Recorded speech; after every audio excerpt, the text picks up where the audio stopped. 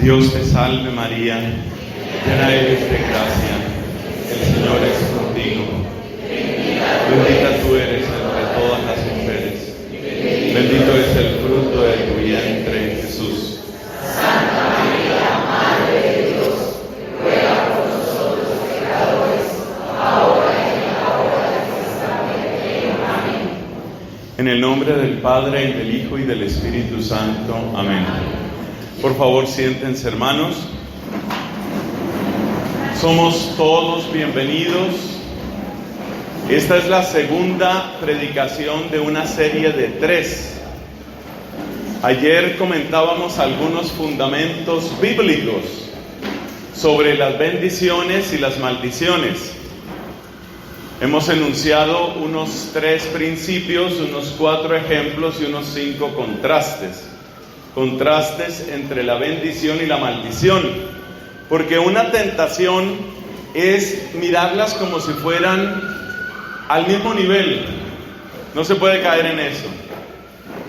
La bendición tiene toda la fuerza del Dios creador, mientras que una maldición, cuando se produce, apenas puede tener la fuerza de una criatura.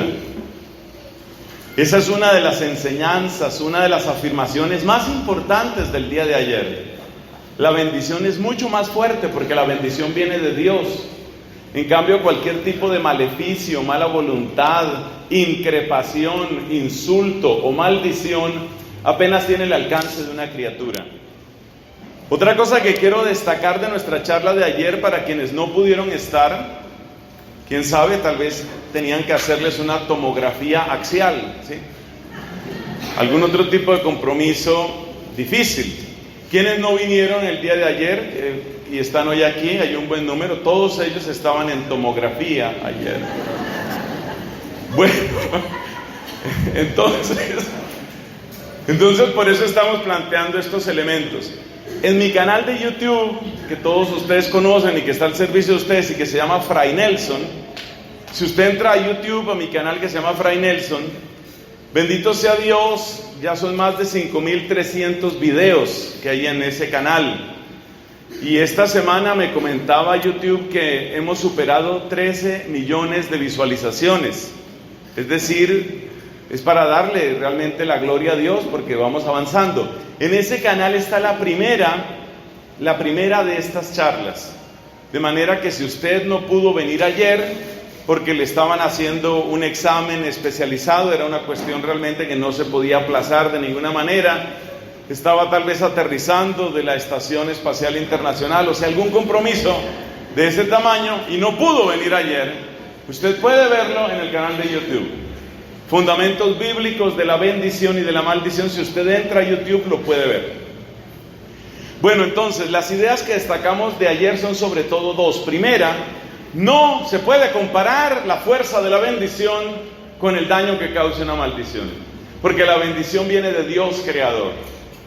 Ahora bien, el que rechaza obstinadamente, torpemente rechaza a Dios, hasta la hora misma de su muerte, el que torpemente y obstinadamente llegare a rechazar a Dios hasta ese momento, ese sí atrae sobre sí maldición.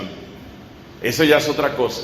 Por eso tenemos que vivir en el santo temor de Dios con una claridad muy grande.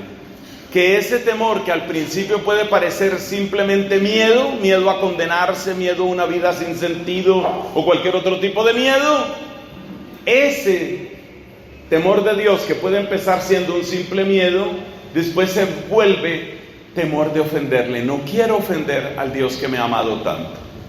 Entonces, primera enseñanza clave del día de ayer, la repito por última vez, para los que estaban regresando de la Estación Espacial Internacional, quiero recordarles, no se puede comparar la bendición con la maldición. Y la segunda, que me parece muy bella, pues ayer hablamos de muchas cosas, pero la segunda que me parece muy bella y muy importante es esta. Nosotros estamos bajo el poder de varias bendiciones. Y esas bendiciones están activas, están vigentes.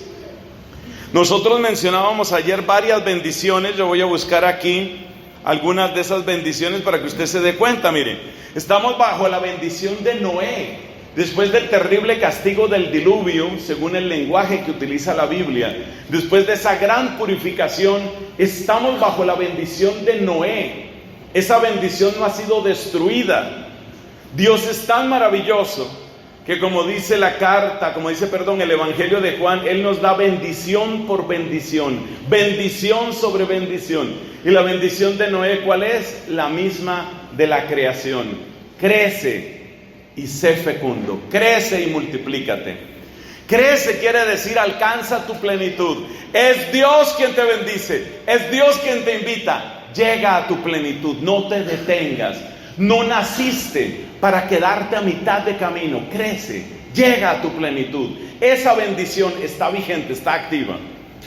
Multiplícate, sé fecundo. ¿Qué quiere decir? No pases por esta tierra como si no hubieras existido.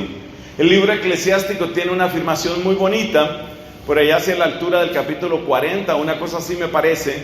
Dice el libro eclesiástico: hay gente que pasó por esta tierra como si no hubieran vivido. Es decir, lo único que hicieron fue gastar ropa. Fue lo único que hicieron. Hay gente que pasó por esta tierra como si no hubiera vivido. Y luego entra a hablarnos de los grandes bendecidos: Abraham, Moisés, David, el profeta Elías. Nos da muchos ejemplos de personas bendecidas. Entonces la bendición de Noé está activa. Eso quiere decir que Dios quiere que tu vida deje un fruto. Nos dice el Señor Jesucristo, capítulo 15 de San Juan: yo los he destinado para que ustedes vayan y den fruto. Tu vida no es un tiempo perdido. Tu vida no es un círculo de producir, consumir, entretenerse, producir, consumir, entretenerse. Tu vida tiene un propósito. Ese propósito se ve de una manera espectacular en los papás cuando tienen sus hijos. Esos hijos, tus hijos como renuevos de olivo en torno a tu mesa. Esos hijos son una gran alegría para los papás que tienen esa vocación. Pero no es la única manera de ser fecundo. El predicador, el santo, aquel que cuando termina su vida puede cerrar los ojos pensando: sembré con abundancia amor, sembré con abundancia evangelio. Esa persona también ha sido fecunda de una manera que en cierto sentido es más permanente. Entonces la bendición de Noé está activa. Conócela y actívala en tu corazón. Ejerce fe en esa maravillosa promesa, porque es para ti. Tú no naciste para detenerte. ¿Qué otra bendición está activa? La bendición de Abraham. Yo haré de ti bendición para todas las naciones. Y Abraham nos enseña algo: que la manera de transmitir la experiencia de Dios, la única manera, la única esperanza de transmitir a otros lo que nosotros hemos vivido, ¿cuál es?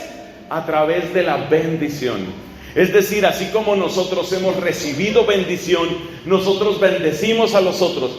Y por eso yo los exhorto: bendigan a sus hijos, bendigan a sus amigos, bendigan sus negocios, bendigan las personas. Usted llega a un trabajo nuevo, empiece por bendecir en su corazón. Ya les explicaba ayer, no todo tiene que decir usted en voz alta. No todo tiene que decirlo en voz alta. Hay veces que se puede, hay veces que no. Si usted llega a un nuevo trabajo y usted llega a hacer escándalo y decir: bueno, te bendigo, y a ti también, no te preocupes, a ti también te bendigo. Dicen: hey, saquen al loco, sáquenlo. No tienes que hacer escándalo. La fe no tiene que ser algo así. Es sobre todo lo que sucede en tu corazón. Hay momentos en que se puede decir en voz alta. Hay momentos en que se puede decir. Yo recuerdo la voz de mi padre bendiciéndonos. Eso lo comentaba en otra predicación hace mucho tiempo aquí también. Mis papás, sobre todo mi papá, nos bendecía, y nos bendecía en voz alta. Bendecía, por ejemplo, nuestros pies. En esa época yo no calzaba lo que calzo ahora. Bueno, bendecían. Mi papá bendecía nuestros pies, nuestros piececitos los bendecía, y le pedía a Dios: lleva a este hijo por buenos caminos. Y ya ven, me trajo a Bucaramanga.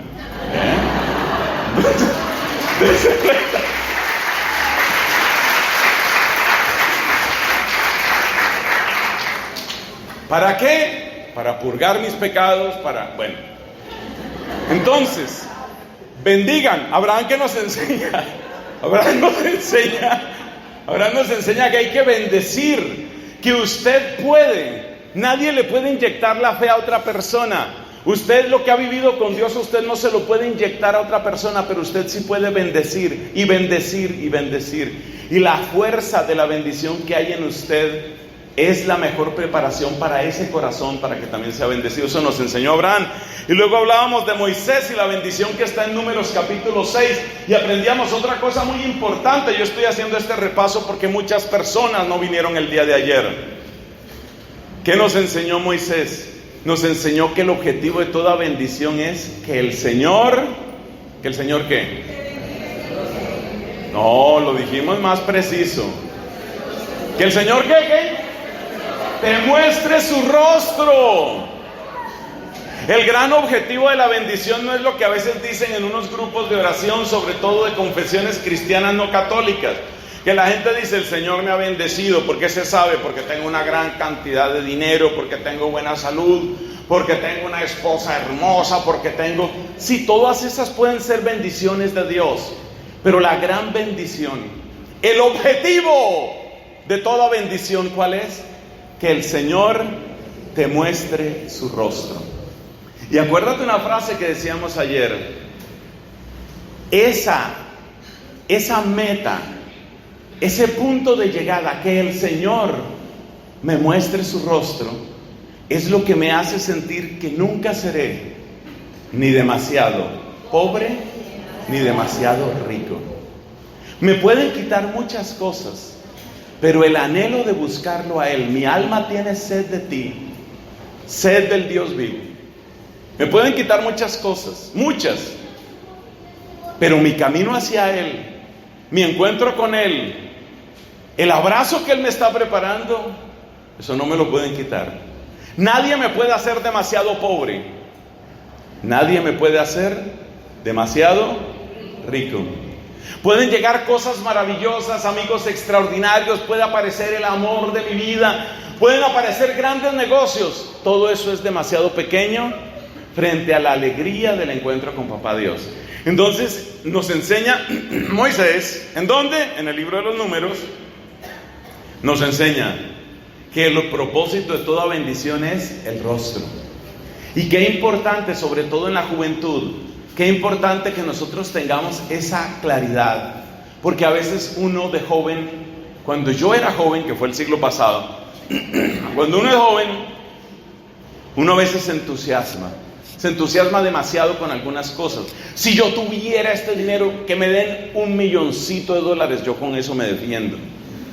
Entonces uno está obsesionado: y si me llegara esto, yo con eso sería feliz. Si yo tuviera ese negocio, ya con eso. Mire, si yo manejara ese carro, mire, yo con ese carro ya. No, nunca serás demasiado rico ni demasiado pobre en esta tierra, nunca. Porque el propósito de toda bendición es el rostro. Entonces ahí sí se cumple lo que dijo Moisés en el libro del Deuteronomio: no te vayas a desviar ni a la derecha ni a la izquierda, no te vayas a desviar. Porque hay alguien que te está esperando, hay un rostro que te está esperando. Y luego dijimos que el cuarto ejemplo de bendición era nuestro Señor Jesucristo, y ese es nuestro tema de hoy, de manera que ya empezamos nuestro tema de hoy. Bendecidos en Jesucristo. Bendecidos en Jesucristo, ese es nuestro tema de hoy. Y le doy gracias a Dios que nos permite encontrarnos y realizarlo.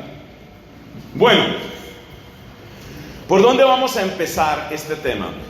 Vamos a empezarlo de una manera un poquito lúgubre, un poquito triste, con la esperanza de que a medida que vamos hablando, vamos descubriendo cómo el Señor nos ha sacado de las tinieblas y nos ha llevado a su luz admirable. Vamos a empezar un poquito en la oscuridad.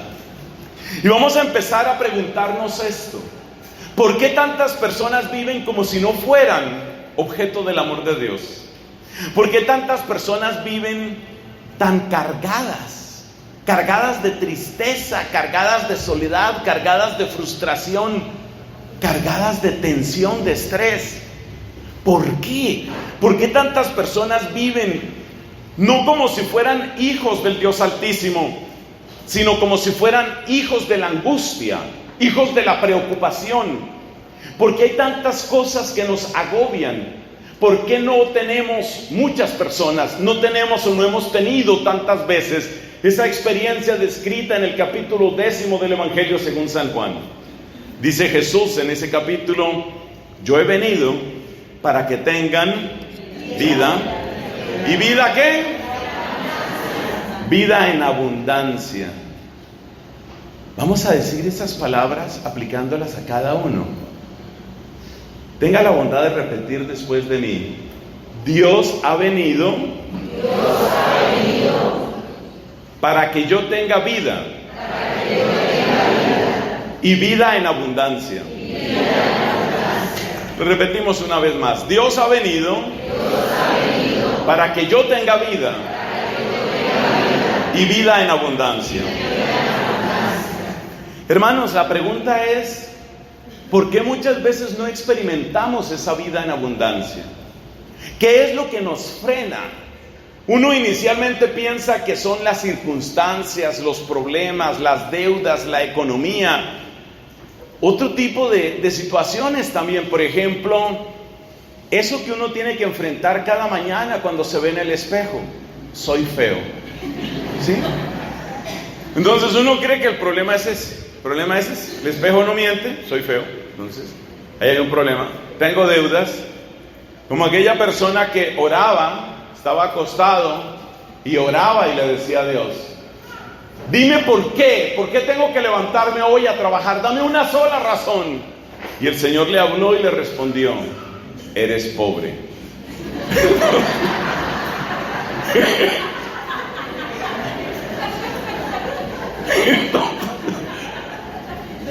Entonces,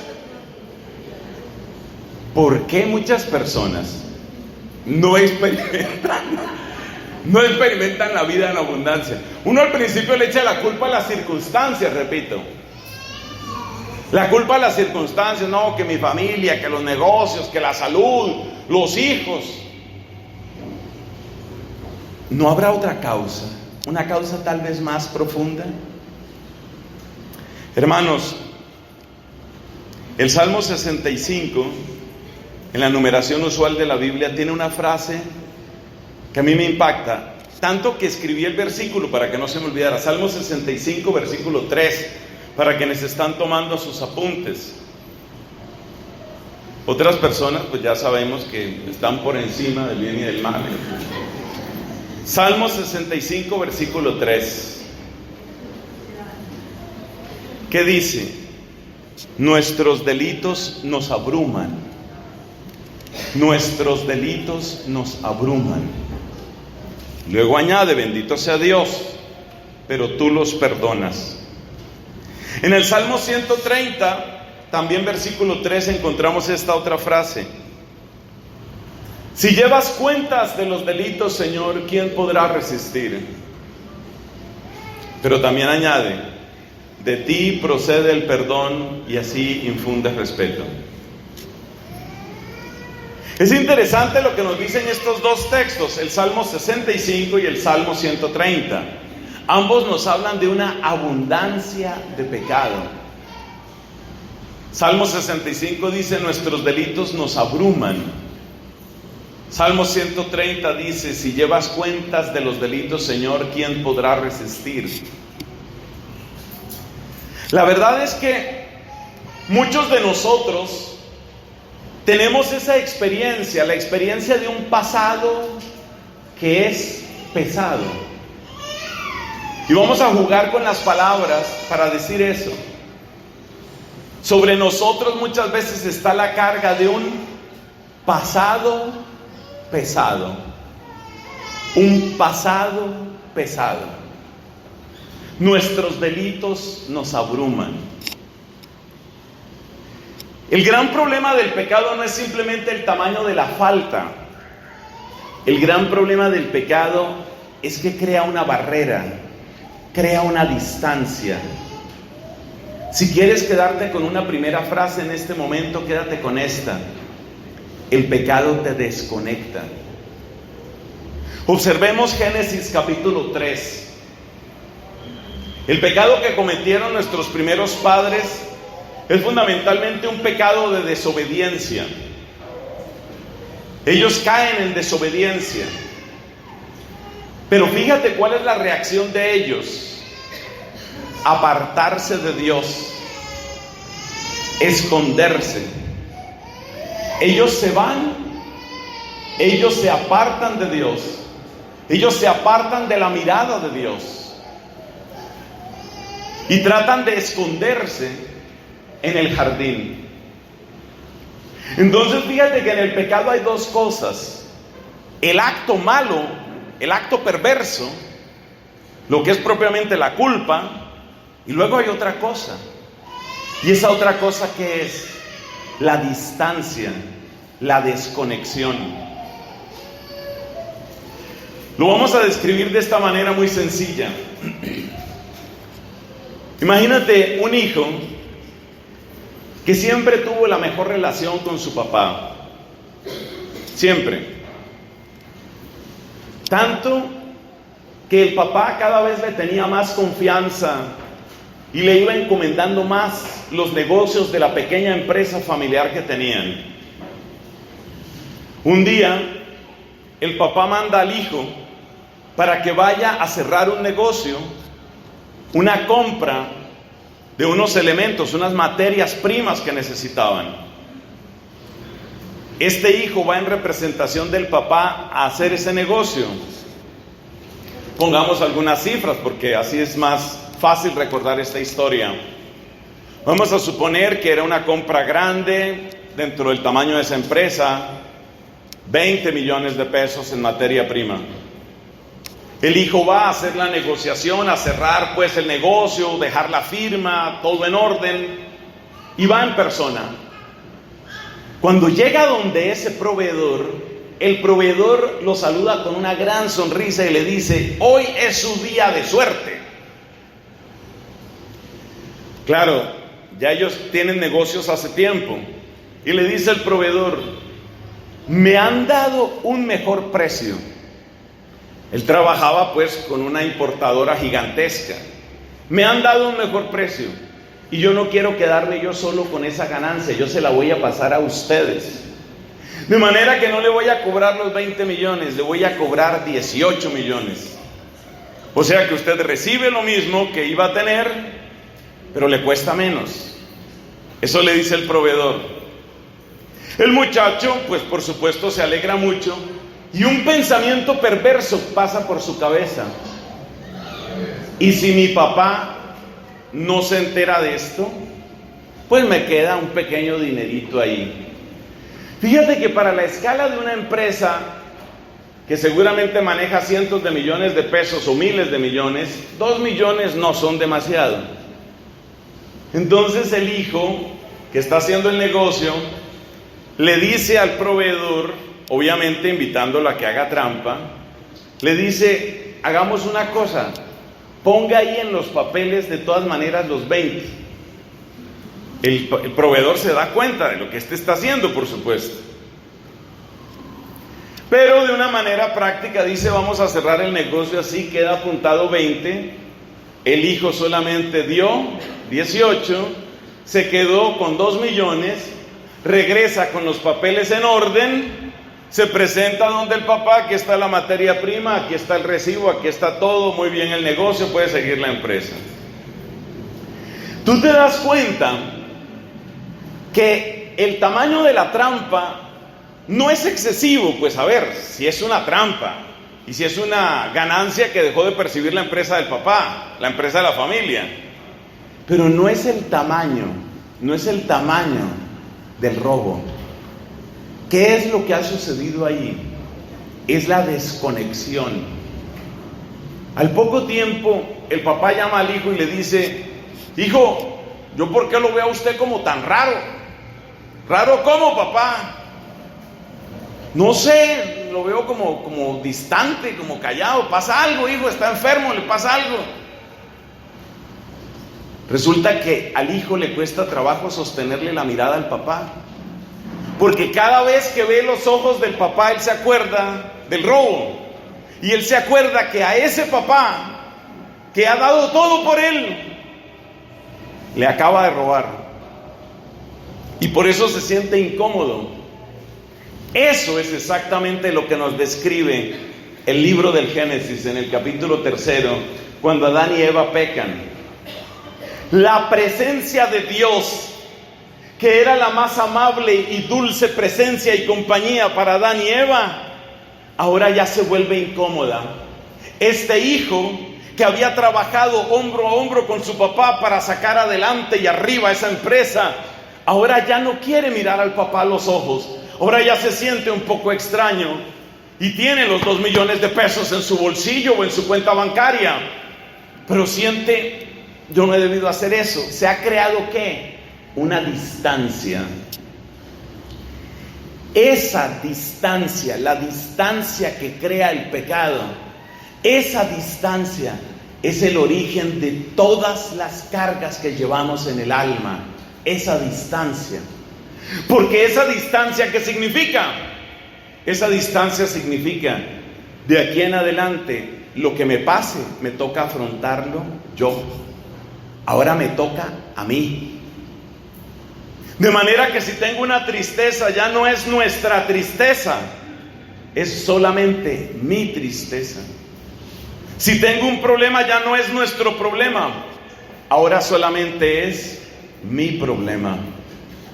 Entonces fíjate cómo el pecado, ese pecado del que nos habla el Salmo 65 y del que nos habla el Salmo 130, es el que crea esa barrera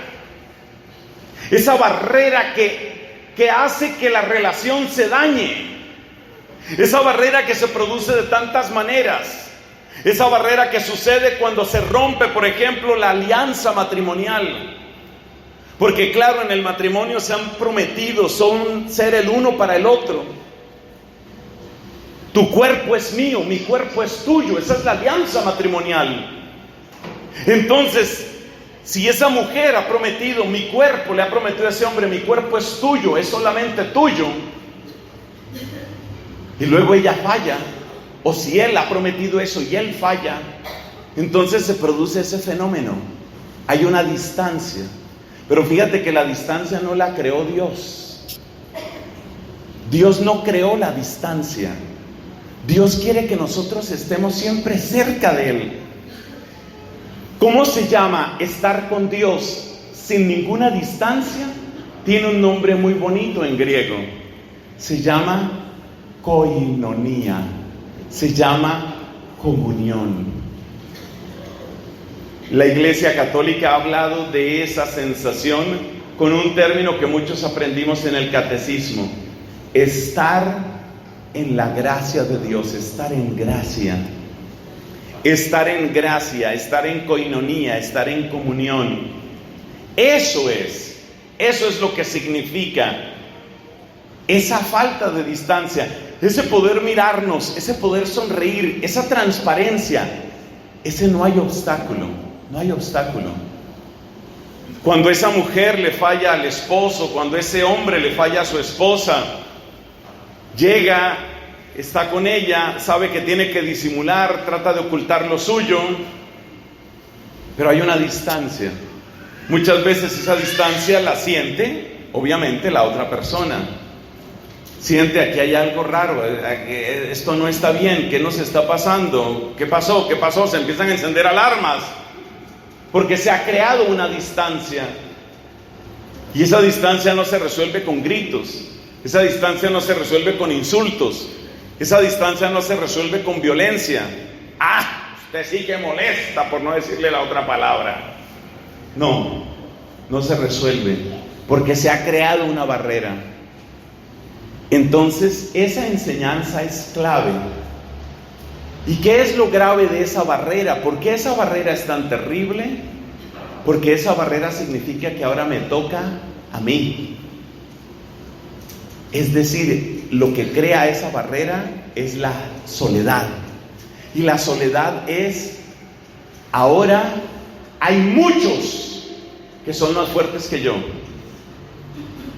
Cuando estoy con el Señor, uno puede decir, cuando uno está con el Señor, uno puede decir lo de San Pablo: todo lo puedo en Cristo que me fortalece. Ese es el estado de comunión, de koinonía.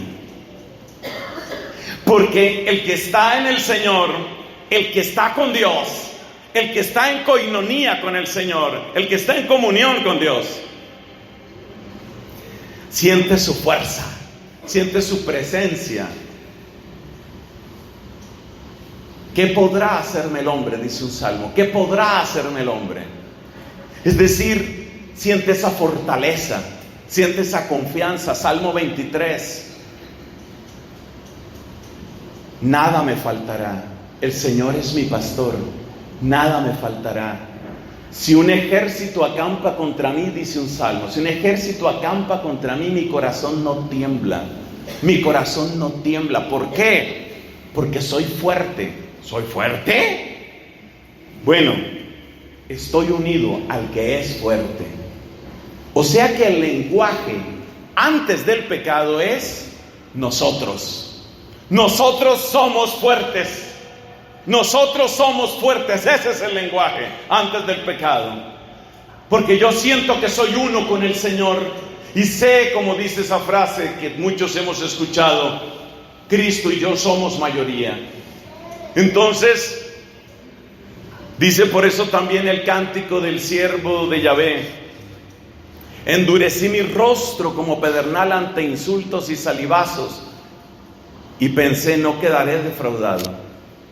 El que está con el Señor experimenta esa fortaleza, porque el que se mete conmigo se mete con mi papá. El que quiere algo conmigo tendrá que vérselas con él. Esa es la fuerza. Esa es la fuerza. ¿Y qué es lo que hace el pecado? El pecado te desconecta. Entonces la persona que no conoce de Dios, la persona que se ha separado de Dios, la persona que se ha olvidado de Dios, únicamente cuenta con sus músculos, únicamente cuenta con su cerebro. Pero si yo tengo mis músculos, hay otros músculos que son más potentes que los míos.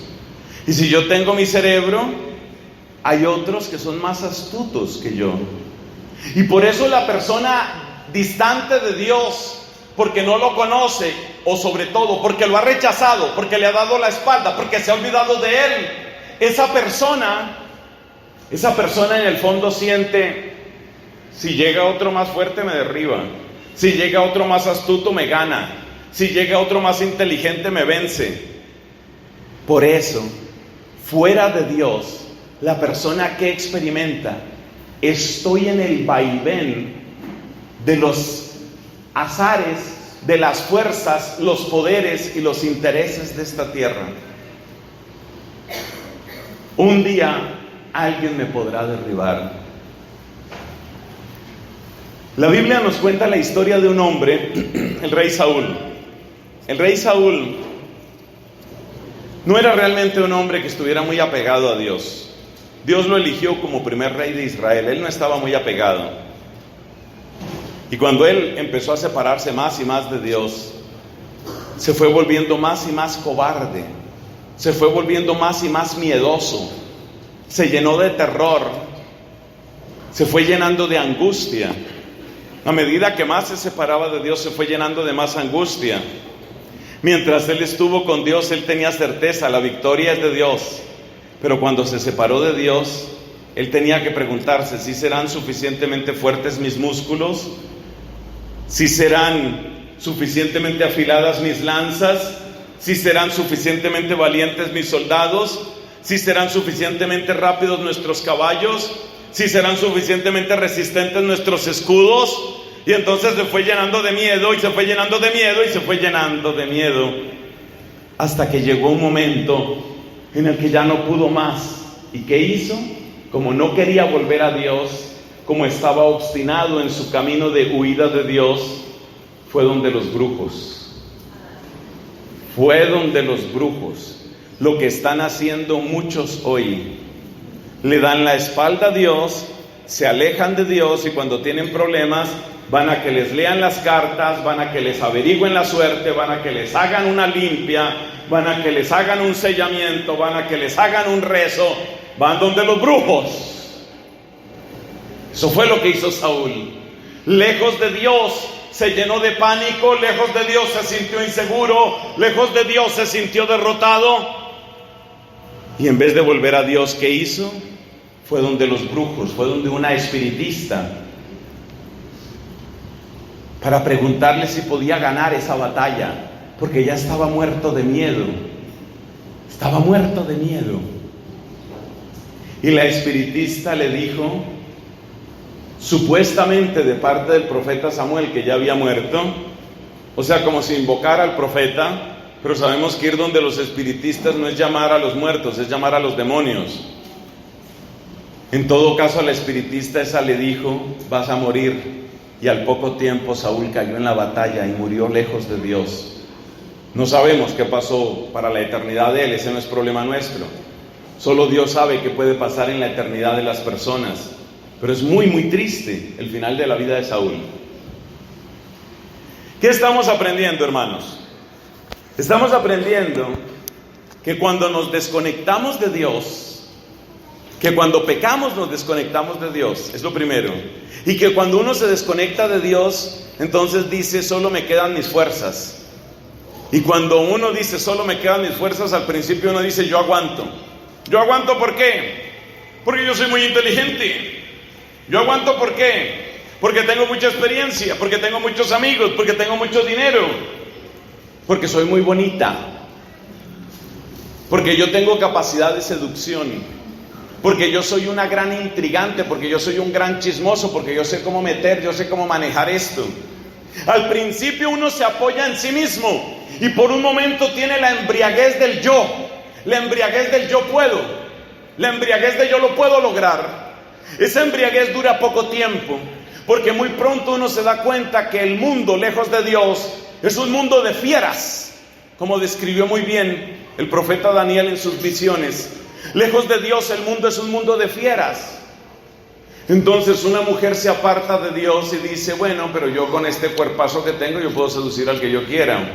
Pero después se da cuenta que hay otras que también tienen otros cuerpazos, y ella se da cuenta que pese a todas las operaciones y el alto gramaje de silicona, llega un momento en el que ganan las naturales. Y entonces ella empieza a ver que está siendo derrotada. El destino de todo el que se aparta de Dios es primero la soberbia, después el miedo, después la desesperación, y si no hay conversión, la condenación. Ese es el único camino cuando la persona se aparta de Dios. Pero quiero destacar sobre todo el tema del miedo, el tema de la angustia. Vuelvo a la historia de aquel muchacho, el que le robó 2 millones de pesos. Para quienes siguen esta transmisión en internet, 2 millones de pesos, eso viene siendo algo así como unos 600 y tantos dólares, como casi unos 700 dólares para quienes siguen esto por internet, porque estamos transmitiendo. Entonces, hermanos, el problema no son los 600, los 700 dólares. El problema es que la distancia. El problema es la desconexión. El pecado te desconecta. Y desconectado de Dios te pasa lo mismo que una rama cuando la cortas del árbol. Si tú tienes un árbol frondoso y cortas una rama, la rama cae al suelo, pero todavía está verde. Y sus flores todavía están perfumadas. Todavía le queda un resto de vida, pero ya está muerta, ya está desconectada. El pecado te desconecta. Y por eso muchos jóvenes, y yo insisto en el tema de los jóvenes porque es la época de la vida en la que más sucede esto, y por eso muchos jóvenes creen, a mí no me ha pasado nada, o sea, yo dejé a Dios, yo dejé los grupos, ¿y qué me pasó? Pues nada, uno ya sabe lo que tiene que hacer. Cuando uno recién se desconecta es soberbio, uno es soberbio, uno cree, yo puedo, yo soy inteligente, yo tengo manos para trabajar, yo tengo una cara bonita, yo soy simpático, yo tengo muchos amigos, yo tengo plata, yo puedo conseguir lo que yo quiera. Pero muy pronto la soberbia va dando paso a la duda, luego al miedo, luego a la angustia, luego a la desesperación, y si no hay conversión, a la condenación. Por última vez repito, el problema no son los 2 millones de pesos, el problema no son los 700 dólares, ese no es el problema. El problema es la desconexión. Y el problema de la desconexión es que te hace sentir tarde o temprano tu soledad. Y cuando te empiezas a sentir solo, empiezas a mirar a derecha y a izquierda y empiezas a darte cuenta que así como tú eres astuto, y que así como tú eres codicioso, y así como tú eres intrigante, y así como tú te crees muy inteligente, el de la izquierda y el de la otra izquierda, el de la derecha y el de la otra derecha también. Y esos también saben jugar sus cartas. Y entonces empiezas a sentir que la vida es una competencia, y es una competencia despiadada. Y en ese momento la cara se te vuelve dura. Ese es el momento en el que la gente adopta más o menos esta cara. Es la cara de que vénganse, pero de a uno, vénganse de a uno, verán. Yo sí le estoy duro, vénganse, aquí estoy yo para dar la pelea. Y así se vuelve la gente en el amor, así se vuelve la gente en los negocios, así se vuelve la gente en las amistades, así se vuelve la gente en los estudios. Y ese es el momento en el que el libro del Apocalipsis dice, capítulo 3, tienes nombre de vivo, pero estás muerto. Ya esa persona está muerta, como la rama que se cayó del árbol. Todavía está verde, pero ya está muerta. Todavía está verde. Entonces hay jóvenes que uno los ve y uno dice, qué cara tan hermosa, qué persona tan saludable, qué iniciativas tan interesantes, pero ya están muertos. Ya están muertos. Lo que sucede es que cuando una persona muere todavía no apesta. Recién muerto no apesta. Toma tiempo que empieces a apestar, hasta que son tus propias narices las que empiezan a sentir, oiga, yo hiedo, yo apesto, yo huelo muy mal. Y entonces la persona entra en un proceso de desesperación. Esta explicación, hermanos, esta explicación es muy importante para entender por qué muchas personas se sienten como se sienten y por qué muchas personas no experimentan bendición. Es verdad que la situación económica no es fácil. Es verdad que nuestras familias no son perfectas. Es verdad que efectivamente, como usted lo siente y lo presiente, usted es feo. Es decir, todo eso es verdad. Pero el problema grave no es ese. El problema grave no es que usted sea feo. El problema grave no es que usted sea pobre. El problema grave no es que usted venga de una familia disfuncional. El problema grave no es su enfermedad. El problema grave no es la situación del país. El problema grave está en el Salmo 65 y en el Salmo 130. Nuestros delitos nos abruman. Ese es el problema grave. El problema grave es que usted se siente desconectado. Y como usted se siente desconectado, usted siente que solo cuenta con sus fuerzas y con sus amigos y con su plata y con las ideas que a usted se le ocurran. Y cuando usted empieza a ver que a otros se les ocurren otras ideas, entonces usted va adquiriendo un color que es mezcla de azul y amarillo. Verde creo que llaman eso. Usted empieza a adquirir un color verde y usted se vuelve envidioso. ¿Y a mí por qué no se me ocurrió ese negocio? ¿Por qué no se me ocurrió? Ya con eso yo tendría.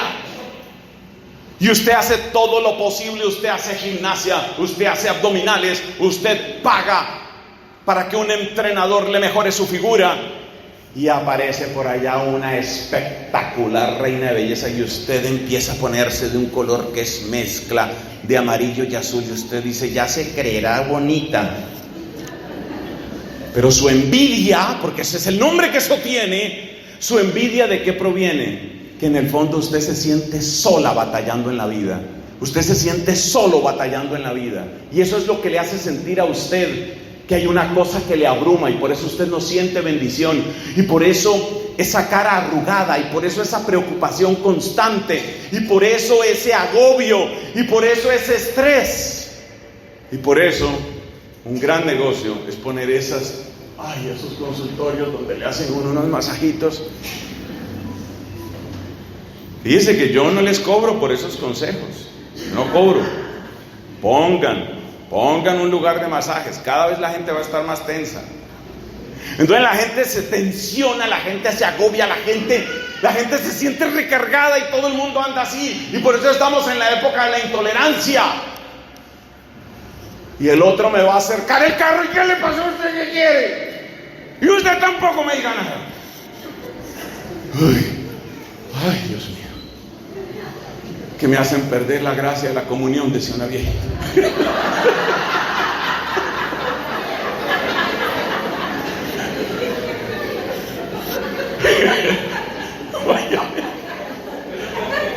Óigame bien.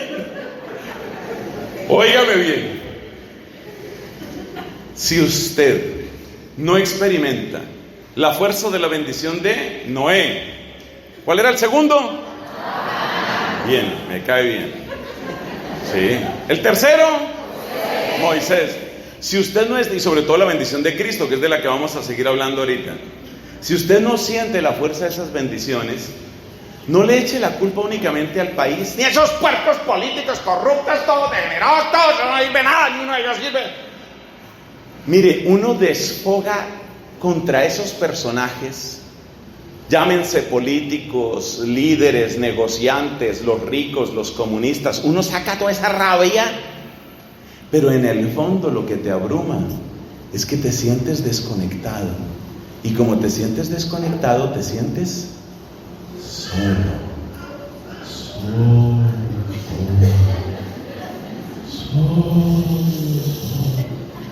Y en esa soledad sientes, yo lo único que tengo es 1,54 metros. Y con eso me toca dar la pelea. Con eso me toca dar la pelea. Yo lo único que tengo es este coeficiente intelectual, que cuando me lo medí por 8ª vez ya me dio 105. No es gran cosa. Se supone que estadísticamente el promedio está sobre 100. Tienes 105, no es gran cosa. Para que empiecen a clasificarte de genio tienes que pasar de 150, papito, y no has llegado ni a 100, a 105. Lo tuyo es 105, tenía que ser 150. I'm sorry. Genio no eres, o sea, no lo vas a lograr. Entonces, ¿qué siente la persona? La vida es injusta. ¿Quién dice que la vida es injusta? El que se siente solo, el que siente que le toca atravesar el océano nadando. Y eso es lo que vive mucha gente. Para sacar adelante mi empresa, esto es como atravesar el océano nadando.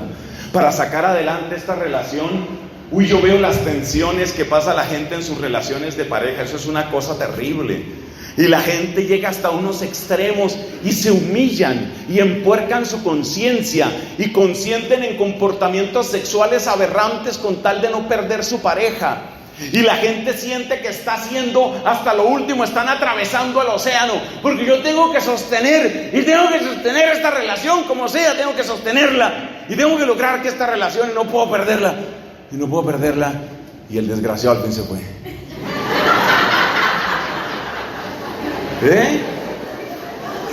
¿Dónde empieza todo? En que la gente se siente desconectada. ¿Cuál es el nombre de Jesús en la Biblia? Jesús tiene muchos nombres en la Biblia. El nombre de Jesús es dulce, dice una canción. Miren, el nombre de Jesús tiene tantos nombres. Yo quiero que usted, apenas yo pronuncie el nombre de Jesús, usted sienta dulzura, sienta gozo en su corazón, porque entre los muchos nombres de Jesús hay uno que es absolutamente precioso. Él es Emmanuel, que significa Dios con nosotros. O sea que ¿quién es Jesús? Jesús es el que nos reconecta. Bien, ganó punto también hoy. Punto ayer, punto hoy. Bien, por favor no le cobren a ese señor. Entonces mire, Cristo es el que nos reconecta. Entonces, ¿por qué las personas no se sienten bendecidas? ¿Por qué las personas viven con tanto agobio? Siempre dan explicaciones. No, es que los hombres, las mujeres, los ricos, los pobres.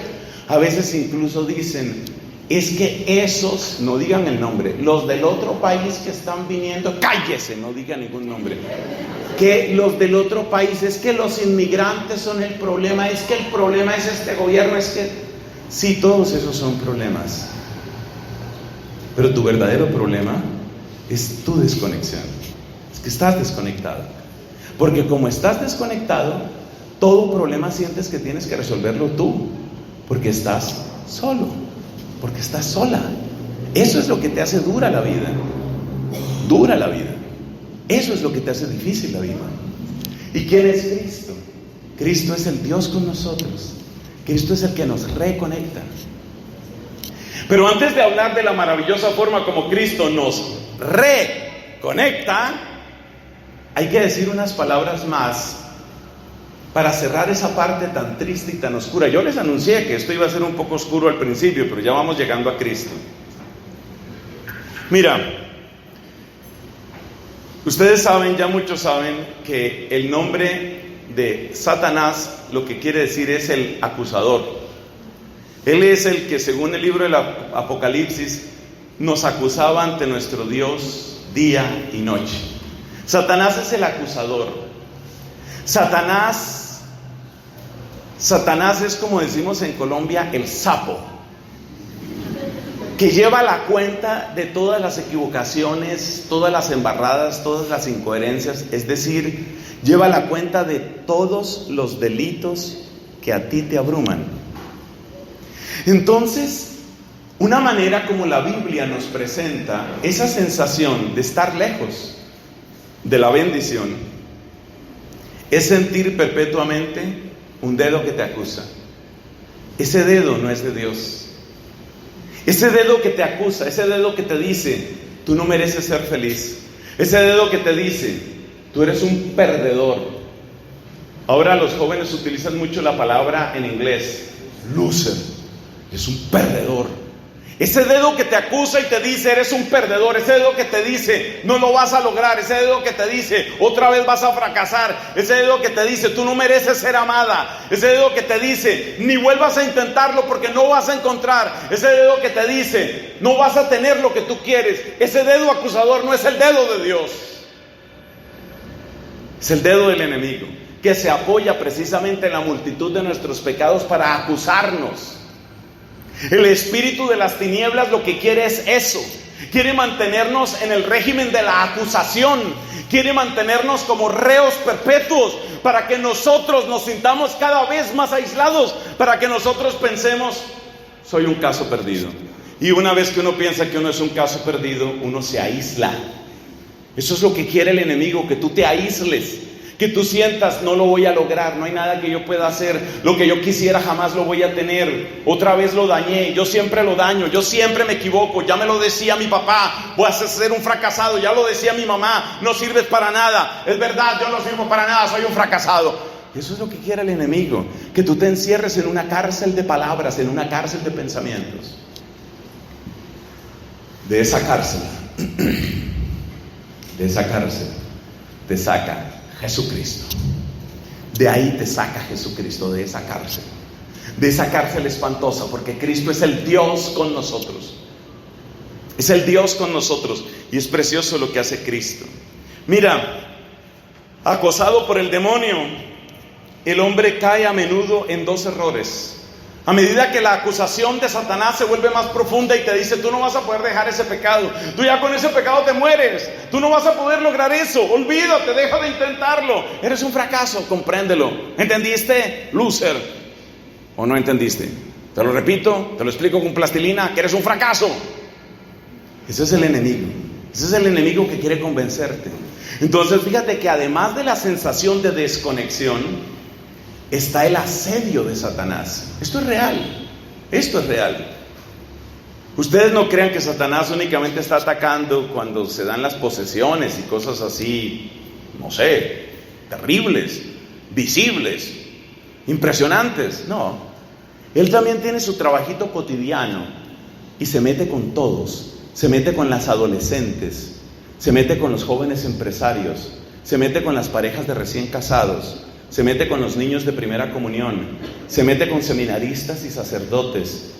Trata de llegar a toda costa a las habitaciones del Papa todos los días, porque ese es su esfuerzo: desconectar, separar. ¿Qué significa diabolos? Significa el que separa, el que desconecta. El diabolos, el diablo, es el que te desconecta. Satanás es el que te acusa.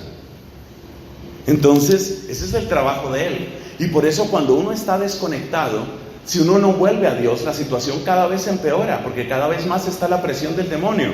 Lo que pasa es que el demonio es lo suficientemente inteligente como para no mostrarse mucho.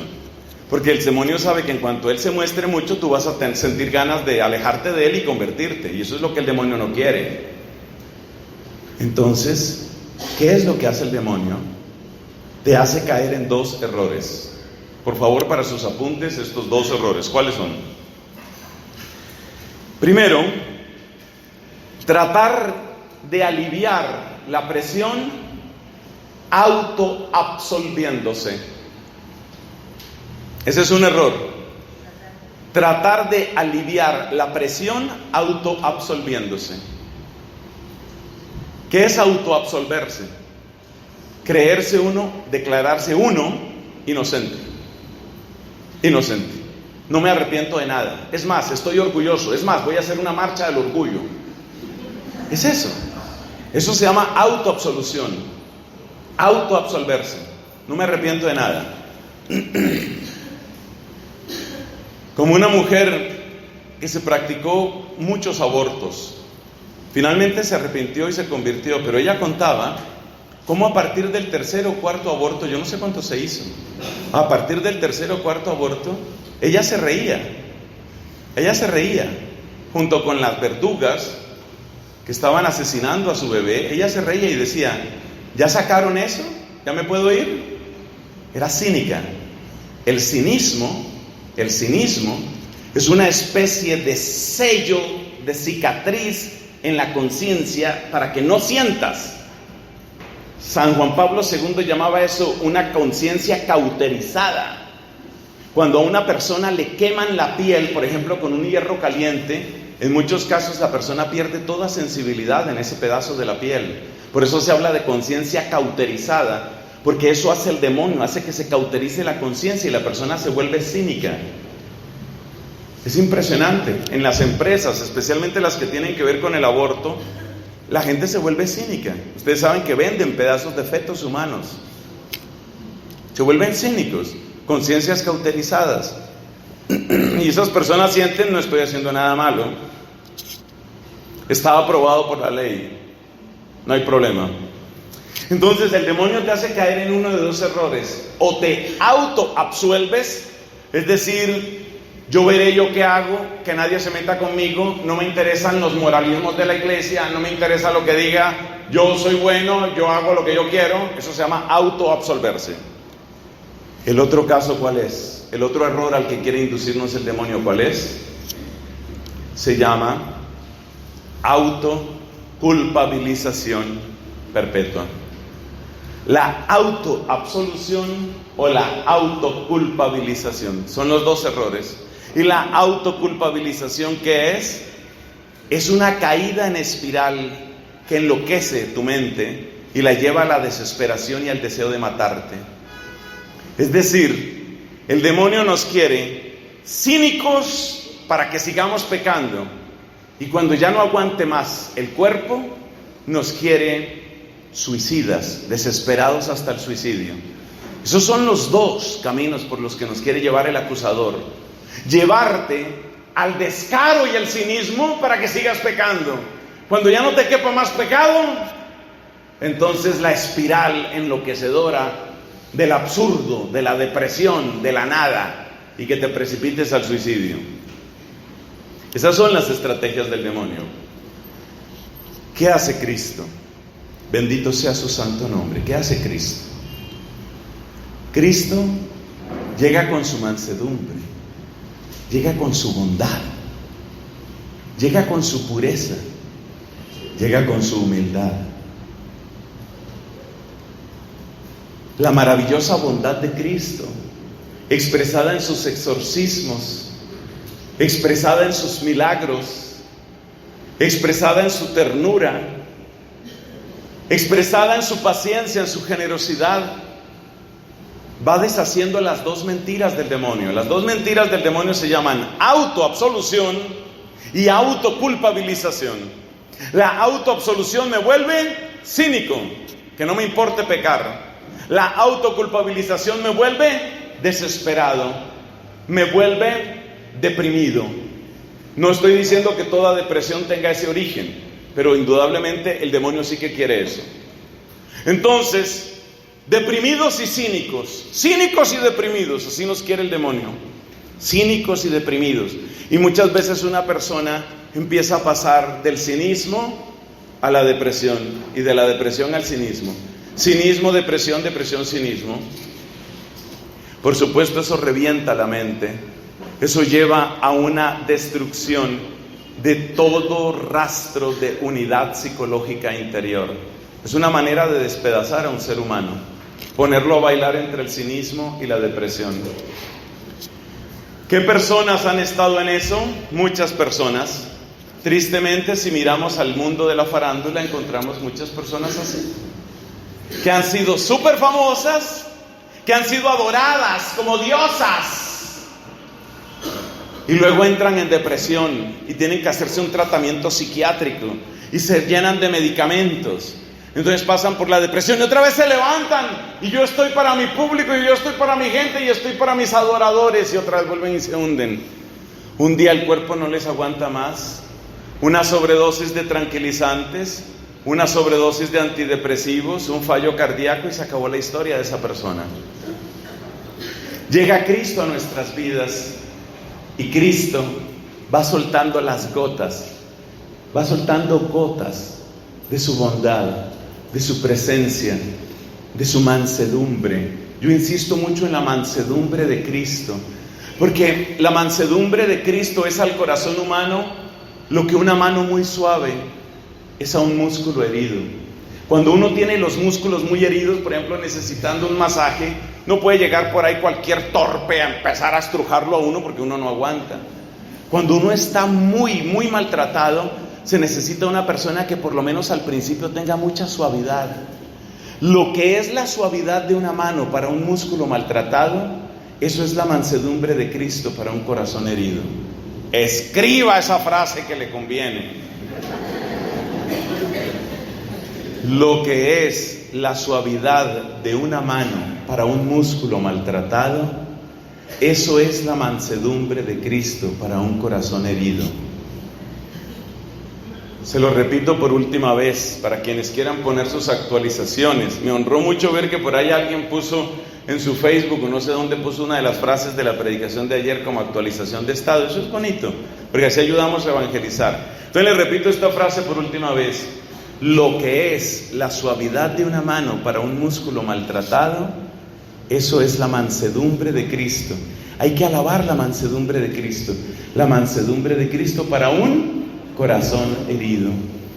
Entonces nuestros corazones están heridos. ¿Por qué? Pues porque mucha gente nos ha fallado, porque hemos tenido grandes carencias, pero ¿sabe sobre todo por qué estamos tan heridos? ¿Sabe sobre todo por qué? Porque hemos vivido desconectados. Entonces por eso estamos tan heridos, por eso estamos tan maltratados, por eso nos hemos equivocado tanto. Y por eso nuestros corazones están así, hipersensibles, como esas personas que uno les va a hablar, uno los saluda así, está la persona de espaldas. Hola, ay, no me haga eso. Andan así, súper tensos, asustados, al borde del estallido. No, soy yo, sí, pero no me haga eso, por favor, no me haga eso. Entonces la gente tensa, la gente agobiada, la gente nerviosa, la gente tomando y tomando pastillas, la gente deprimida, la gente... Sí, hay muchas causas, pero indudablemente una es que estamos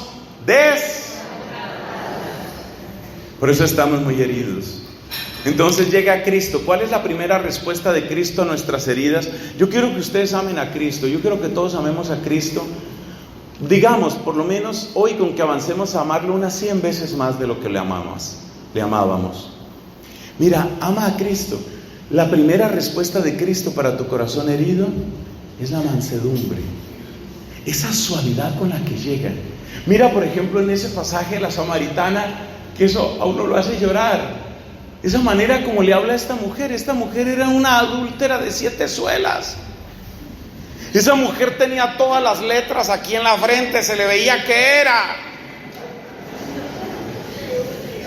rechazada, odiada por todas las viejas de ese pueblo. La miraban, uy. ¡Uy! Que se tropiece, que se caiga. Y esta mujer herida, destrozada, maltratada, pero sobre todo desconectada, se encuentra con Cristo. Y la manera como le habla a Cristo, oiga esa mansedumbre del Señor. Le pregunta ella, ¿cómo? Lo primero que hace es pedirle beber, dame de beber. ¿Cómo tú siendo judío me pides a mí que soy samaritana? Y él, mire la mansedumbre, si supieras quién es el que te pide de beber. ¡Ay, qué suavidad de trato, qué manera! Y la otra adúltera también, ¿cómo la trata? Ya la iban a apedrear. ¿Qué estaría pensando esa pobre mujer en ese momento? ¿Y qué le dice él? Mujer, ¿nadie te ha condenado? Ninguno, Señor. Y le suelta a él esta perla: yo tampoco te condeno. ¡Qué suavidad! Luego le advierte, claro, vete, no peques más. Pero yo quiero destacar esa ternura de Cristo, esa suavidad. Entonces, con esa suavidad, Cristo se acerca a tu corazón herido, a tu corazón desconfiado, porque nosotros nos hemos vuelto como esos animales a los que todo el mundo ha perseguido para cazarlos, como esos lobos que han sido perseguidos toda la vida y miran así con desconfianza. Y por eso hay gente que tiene una mirada así como de que ¿qué le pasó? ¿Qué? ¿Cuál es el problema? ¿A quién hay que pegarle o qué? Con una agresividad. Oiga, y Jesús se acerca con esa mansedumbre. A nosotros que somos como esos lobos se acerca Cristo con esa mansedumbre. Qué preciosa mansedumbre la de Cristo. Llega Él con esa suavidad y posa su mano con la suavidad con que Cristo tocó la carne del leproso, porque el leproso soy yo, porque el leproso eres tú. Esa carne mía, imagínate lo que duele. Hoy la lepra es una enfermedad prácticamente erradicada de la mayor parte del mundo, pero tú y yo podemos imaginarnos lo que es esto, porque la lepra implica la destrucción física del tejido, los dolores son espantosos. ¿Cómo puede uno tocar la llaga de un leproso? Jesús la toca con esa suavidad inmensa y en esa bondad. ¿Qué es lo primero que le dice Cristo? No le cambies el nombre, lo tuyo es lepra. No le cambies el nombre. La solución no es que tú, que eres leproso, diga voy a hacer la marcha del orgullo leproso. No, la solución no es hacer la marcha del orgullo leproso. La solución es curarse. Y cuando Jesús toca con esa mansedumbre, cuando toca con esa suavidad, cuando toca con esa ternura mi lepra, yo dejo de decirme mentiras y yo le digo, tú tienes razón. Y entonces dejo de autoabsolverme. Pero en el mismo gesto de tocarme, Jesús me dice, no te hundas en tu tristeza, no te hundas en tu desesperación, no te hundas. Fíjate cómo con un solo gesto nos rescata de los 2 daños del demonio. ¿En dónde manifestó nuestro Señor Jesucristo su máxima cercanía con nosotros y en dónde nos entregó todo? En la cruz. Me gusta este grupo. Pueden volverme a invitar. En la cruz. En la cruz. La máxima mansedumbre es esa. Porque en la cruz, óyeme esto, toda la dureza fue para Él. Por eso, una amiga de Siena, que no la he mencionado mucho últimamente, pero la sigo queriendo, Santa Catalina. Por eso Catalina de Siena decía, estamos cambiados, Señor. El ladrón soy yo y el ajusticiado eres tú. Toda la dureza la tomó Él en la cruz. Ese es el colmo de la humildad, ese es el colmo de la mansedumbre, ese es el colmo de la paciencia, es el colmo de la ternura. Y por eso en el poder de la cruz aparece toda la bendición de Dios. Y por eso siempre que en la Santa Iglesia bendecimos es en el nombre del Padre, del Hijo, y trazamos la señal de la cruz, porque sabemos que ahí está toda bendición, que ahí se destruyen las mentiras de Satanás. De manera que aquellos que decían, yo me autoabsuelvo, he aquí que yo me autoabsuelvo, no, yo no tengo que autoabsolverme. Hay uno que está más que dispuesto a perdonar. Como decía hermosamente el Papa Francisco, que si nosotros estamos dispuestos a pecar, Dios está todavía más dispuesto a perdonar. Yo no tengo que autoabsolverme. Hay uno que me absuelve, hay uno que me perdona, hay uno que me ama. Pero tampoco tengo que autocondenarme, tampoco tengo que deprimirme, no. Porque hay uno que me levanta.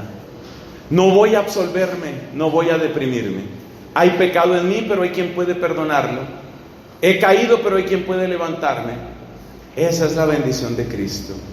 Y así se destruye la desconexión. Y así se produce la reconexión. Porque Él es el Dios con nosotros. Él es el Dios que nos renueva. Él es el Dios que nos salva. Y por eso dice la carta a los Efesios, capítulo 1: bendito sea Dios, Padre de nuestro Señor Jesucristo, que nos ha bendecido en la persona de Cristo con toda clase de bendiciones espirituales y celestiales. ¡Qué hermoso! Hemos sido bendecidos. Entonces sobre nosotros está la bendición de Noé, que es preciosa. Está la bendición de Abraham, que es preciosa porque nos enseña también a ser bendición para otros.